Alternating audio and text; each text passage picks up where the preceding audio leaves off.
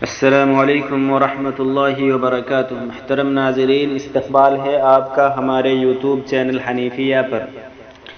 دارالعلوم دیوبند سے ایک اعلان نکلی ہے۔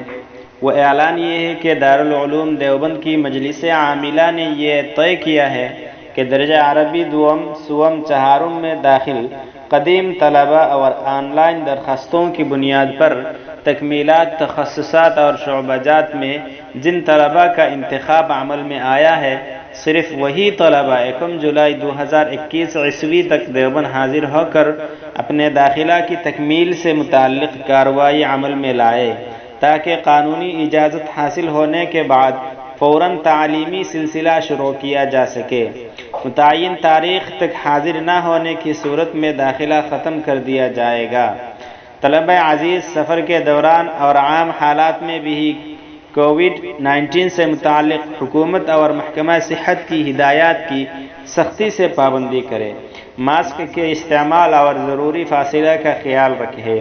بقیہ طلبہ کے سلسلہ میں حالات کے پیش نظر بتدریج اعلانات کیے جائیں گے۔ طلبہ عزیز انتظار کریں۔